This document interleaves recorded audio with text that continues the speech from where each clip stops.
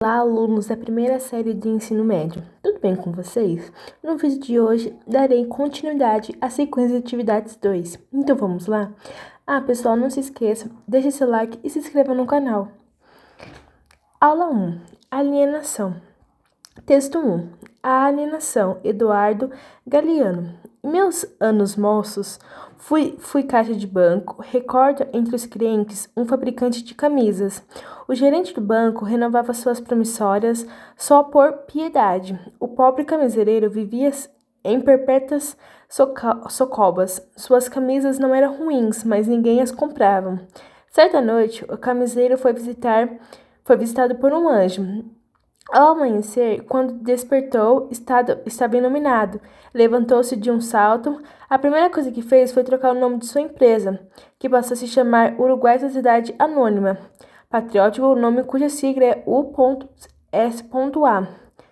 A segunda coisa que fez foi pegar nos colarinhos de suas camisetas uma etiqueta que dizia, e não mentia, Manda ins us S.A. A terceira coisa que fez foi vender camisetas feito louco.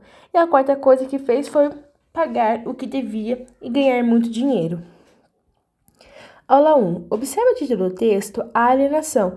Na sua opinião, ele possibilita ao leitor identificar aspectos da história que será contada? Explique. Bom, pessoal, aí é uma resposta pessoal sua. 2. Que relações podem ser feitas para explicar as escolhas do título do texto? Então, aí a resposta, a escolha do título, a alienação, tem a ver com o conteúdo do texto, visto que o temor se refere à incapacidade de os indivíduos pensarem ou agirem por conta própria. 3. No texto, podemos identificar um trecho que expressa a ironia. Identifique essa passagem. Em seguida, explique o feito de sentido provocado por esse recurso no texto. Então, aí a resposta é no trecho que expressa ironia, a primeira coisa que fez foi trocar o nome da sua empresa, que passou a se chamar Uruguai Sociedade Anônima, patriótico, nome cuja sigla é U.S.A. Então, a ironia do texto está na crítica que o autor faz à sociedade, que geralmente consome determinado produto em função da moda ou marca. Nesse sentido, foi só o camiseiro estampar na etiqueta a sigla U.S.A. que o produto passou a ser valorizado, ok? 4. É possível identificar uma crítica no escrito do texto lido? Justifique. Então, aí a resposta. No texto, a alienação, podemos identificar uma crítica social à valorização demasiada que se dá aos produtos estrangeiros, no caso, norte-americanos. Aula 2. Autopsicografia. Autopsicografia, Fernando Pessoa. O poeta é o fingidor. Finge tal comportamento que chega a fingir que é dor. A dor que deverá sente, e o que lê e o que o escreve.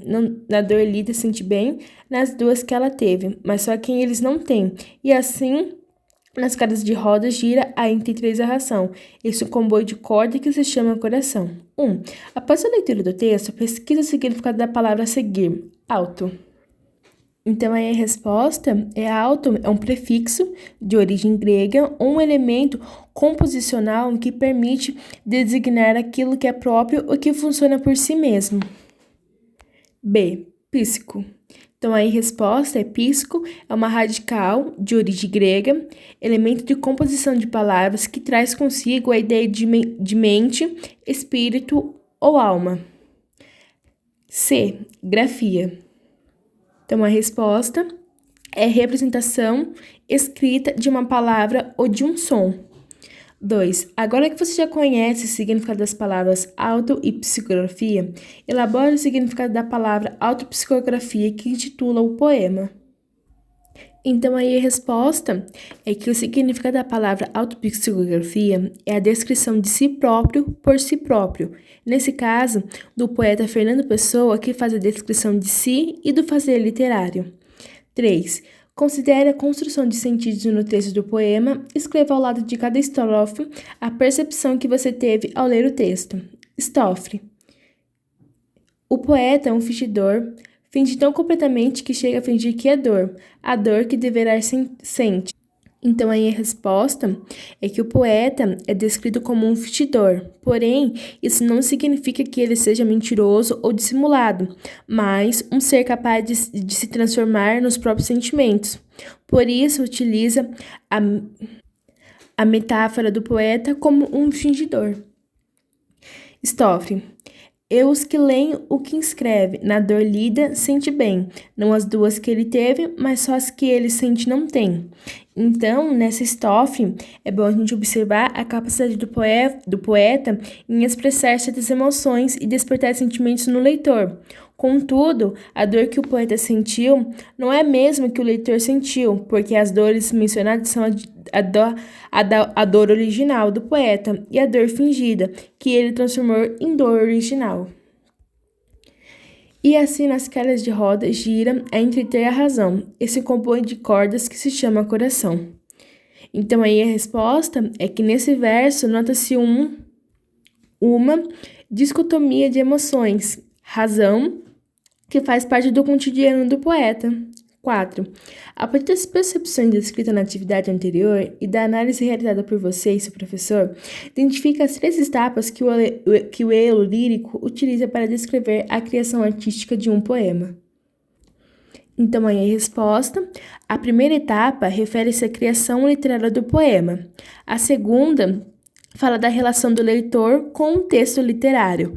E a última aborda o jogo entre a razão e a emoção, presente na literatura. Aula 3. Fazendo leituras expressivas. Parte 1. As Esculturas, de Arthur de Azevedo. Havia baile naquela noite em casa de Caçapão, o famoso mestre de dança que alugava um belo sobrado na Rua Formosa, onde todos os meses oferecia uma partida aos seus discípulos sob condição de entrar cada um com 10.000 réis.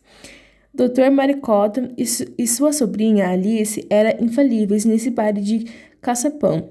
Doutora Maricota era a velha, mais ridícula daquela cidadezinha da província, muito asneirona, mas a metida, a literata, sexagenária, mais pintada dos cabelos de ascomético preto, e dizendo a toda a gente, contra apenas 35 primavera, feia de demente, medo e tendo se encontrado a bonita era a doutora Maricota, o divertimento da rapaziada. Em compensação, a sobrinha Alice era linda como os amores e muito mais criteriosa que a tia. Lírio, moço da moda, que fazia sempre um extraordinário sucesso nos bailes de Caçapão, namorava Alice, e no baile anterior lhe havia pedido um beijo. Um beijo? Você está doido, seu Lírio? Onde, como, quando? Ora, assina você queira. Eu não dou, fútil você se quiser ou se puder. Isso dizia ela porque bem sabia que as salas estavam sempre cheias de gente, e a ocasião não poderia fazer o ladrão. Demais, Dona Maricota, a velha desfrutável, que andava um tanto apaixonada pelo moço, que aliás podia ser seu neto, tinha ciúmes e não o pedia de vista. Mas o Lírio, que era fértil em ideias extraordinárias, combinou com um camarada, o Galvão, que este estivesse no corredor do sobrado às 10 horas em ponto e fechasse o registro do gás. Seu Lírio bem o disse, melhor o fez o Galvão, mas a namorada saiu-lhe triunfo às avessas, como vão ver. Faltava 2 ou 3 minutos para as 10 horas, quando ele se aproximou da Alice e murmurou-lhe ao ouvido. Aquela autorização está de pé. Que autorização? Posso ofertar o beijo? Quando quiser. Bom, vamos dançar esta quadrilha. Mas a velha Dona Maricota levantou-se postutamente da cadeira em que estava sentado e enfiou o braço no braço do moço, dizendo, perdão, seu Lírio, esta quadrilha é minha, o senhor já dançou uma quadrilha e uma valsa com Alice. Arrastou o Lírio para o meio da sala. De repente, ficou tudo às escuras. Passando um momento de palmos, Dona Maricota agarrou-se aos pescoços do Lírio e encheu-os de beijos, dizendo muito baixinho, ingrato, ingrato. Foi o meu bom amigo que apagou as luzes, e aqui está com o Lírio, saiu triunfo às avessas. Agora é sua vez. Estudante, após a leitura do conto As Escuras de Arthur de Azevedo, identifica os elementos constitutivos. Então, aí é uma resposta pessoal sua. Você que irá fazer essa leitura, identificar os elementos constitutivos da narrativa, ok? 1. Leia o conto com atenção e, na sequência, destaque no texto as palavras desconhecidas. Procure no dicionário o significado delas e a registre aqui. Então, aqui que você vai fazer? você irá ver qual palavras que você achou mais, no vocabulário certo, estranhas, e você irá colocar a palavra aqui e logo à frente você colocar qual o significado, para aprimorar as suas linguagens. 2. Um enredo é um conjunto de fatos ligados entre si que fundamenta a ação de um texto narrativo. No conto As Escuras, qual é o enredo? Então, aí a resposta é que o conto As Escuras relata a história de duas mulheres, uma mais jovem, que é a sobrinha, e a outra mais velha, que é a tia, que gostava muito de se divertir nos bailes que sempre acontecia na casa de Sachapão. As duas estavam interessadas pelo mesmo rapaz e, por um acaso, a mais velha conseguiu roubar um beijo do moço na hora em que o baile ficou às escuras, ok? 3. O conto é uma narrativa curta. Esse gênero apresenta em suas estruturas poucas personagens, poucas ações, tempo e espaço reduzido. Com relação ao conto As Escuras, responda. A. As descrições dos personagens ocorrem de forma objetiva ou subjetiva. Justifique. Então, a resposta é que as personagens são descritas de forma objetiva, pois o autor descreve suas características físicas e comportamentais, ok? B. O texto é narrado em qual pessoa? Quais elementos do texto justificam a sua resposta? Então, aí a resposta: o texto é narrado em terceira pessoa. Os elementos do texto que comprovam isso são trechos.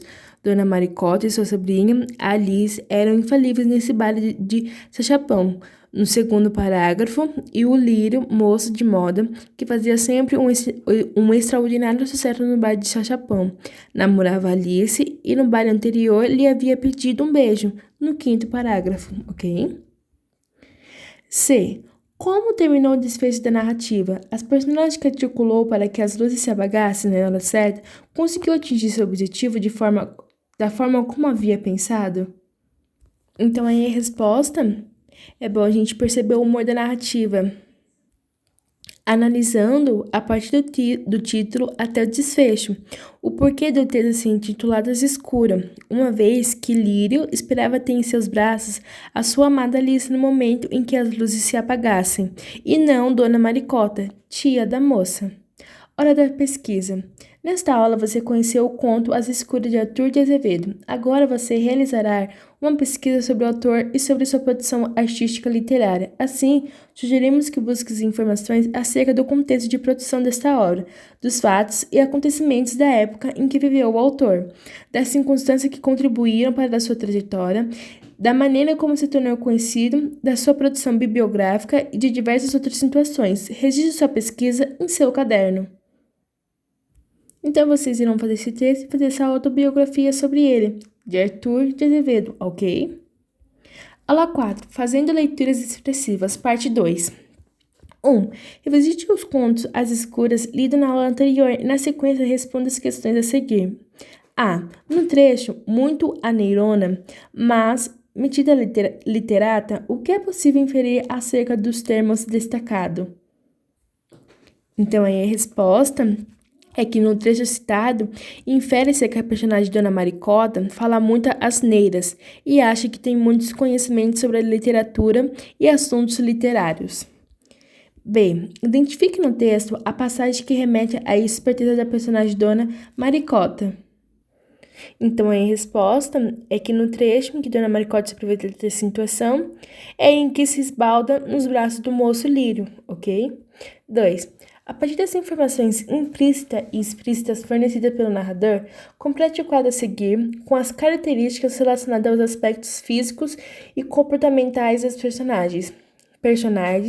Característica e inferências, ok?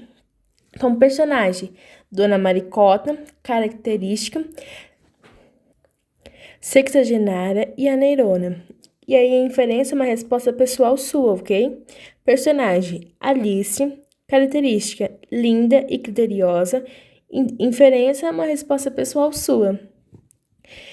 Personagem, Lírio, característica, moço da moda. Inferência, resposta pessoal. Personagem, Galvão, característica, solícito e companheiro. Inferência, resposta pessoal. Aula 5. Mãos às obras. A obra. Leia atentamente as informações a seguir, as quais serão discutidas por meio da mediação de seu professor. Texto teatral. O texto teatral possui a maioria dos elementos básicos de um texto narrativo: enredo, tempo, espaço e personagem, mas não necessariamente um narrador. Ele apresenta discurso direto e conta uma história por meio de ações e falas dos personagens que dialogam ou monólogam falas consigo mesmas. Geralmente, o texto teatral indica pelo nome qual personagem falará naquele momento, e intercalar as falas com ações, tornando o texto mais dinâmico. Além disso, emprega uma linguagem adequada aos personagens e ao contexto retratado. As rúbricas. De acordo com Cobra, as rúbricas no texto teatral visam descrever o que acontece em cenas, diz se as cenas é interior ou exterior, se é dia ou noite e o local em que transcorrem. Interessam principalmente a equipe técnica. Elas podem ser classificadas em rúbrica geral, objetiva e subjetiva. A rúbrica geral descreve o que interessa uma peça ou ato e as cenas, e também chamada vista, e é colocada no centro da página, no alto do texto respectivo, escritas em itálico ou em maiúscula e colocada entre parênteses. As súplicas objetivas referem-se às movimentações dos autores, descrevem o movimento, gestos, posições ou indicam os personagens que falam, o lugar, o momento, etc. Essas são dispostas nos diálogos e afetam apenas a ação cênica ou representação do ator. As súplicas subjetivas interessam principalmente aos atores, descrevem os estados emocionais dos personagens e o tom dos diálogos e falas. Essas ficam em linhas separadas, colocando entre parênteses e escrita em itálico. Nesta aula, você irá planejar e estruturar junto com sua equipe uma produção teatral a partir das adaptações de um texto literário, cujo gênero textual poderá ser conto, mito, narrativas de enigma e de aventura ou outros. Para tanto, siga as instruções. Vamos iniciar o planejamento de uma produção de gênero textual teatral. Para tanto, atente-se para essas etapas. 1. Escolhe a temática que será abordada. 2. Escolhe o texto literário que julga adequado e interessante para transformar em texto teatral. 3. Selecionar qual público assistirá à produção. 4. Criar as súplicas para a caracterização do cenário, do espaço e do tempo. 5. Marcar cada mudança de espaço no texto como uma cena. 6. Enumerar a cena. 7. Explicitar as características físicas e psicológicas dos personagens. 8. Escrever o texto, reconfigurando as inserções de discurso direto e do tipo de narrador. Então, pessoal, aí você irá fazer essa rúbrica e, caso julgue necessário, converse com o seu professor e as opiniões pela qual você vai ter, ok? Aula 6 e 7. Agora é a hora. Atividade para aula 6. 1. Após a finalização da proposta da adaptação do texto literário escolhido por você, inicie a produção de seu texto, utilizando os elementos construtivos do gênero textual teatral. Vamos lá? Atividade para a aula 7. 1. Agora que você estruturou o texto teatral, a partir das adaptações de um texto literário cujo gênero ficou à sua escolha, chegou a hora do momento de revisar sua produção. Para tanto, você deve avaliá-la com base nas instruções elencadas na aula 5. Após revisar todos os pontos sugeridos, entregue o texto ao professor. Ele fará uma leitura crítica, avaliando se a produção possui as marcas do gênero teatral e se a história preservou o sentido original. Na sequência, reescreva o texto, incorporando as sugestões trazidas pelo professor. 2. Texto finalizado, é hora de treinar para a apresentação. 1. A. Leia individualmente o texto. B. Em seguida, leia em voz alta, pronunciando bem as palavras e fazendo uma leitura dramatizada. C. Treine com todos os participantes da encenação. 3. Chegou o momento da apresentação de seu texto literário, adaptado para o texto teatral, ao público selecionado anteriormente. Conforme o planejamento da sua equipe, você deverá apresentar as cenas elaboradas, considerando as súplicas indicadas no corpo do texto. Caso deseje, você poderá gravar a apresentação para compartilhar com os outros colegas e avaliar a performance desenvolvida pela equipe. Então, pessoal, uma dica que eu dou para você, que em qualquer processo de produção textual é preciso se ater ao emprego adequado dos aspectos linguísticos, como concordância verbal e nominal, ortografia, sinais de pontuação, emprego de maiúscula e minúsculas e elementos coercivos, ok? Aula 8. Avaliando a nossa produção.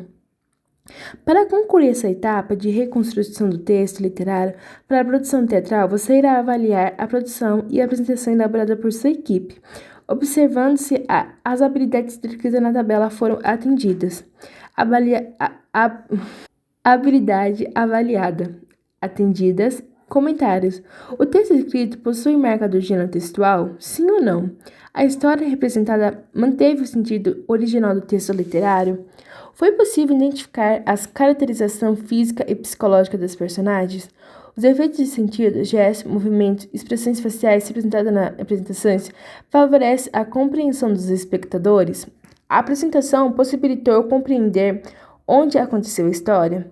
Por meio da expressão, foi possível entender o que ocorreu na cena, início, desenvolvimento e desfecho.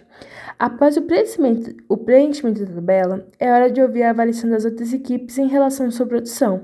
Na sequência, apresente ao grupo as avaliações de sua equipe, comentando as que foram compartilhadas pelas colegas.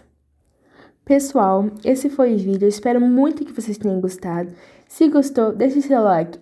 E é muito importante para mim vocês se inscreverem no canal, pois assim saberei que vocês estão gostando do conteúdo que eu estou postando, ok? E até os próximos vídeos. Tchau, tchau!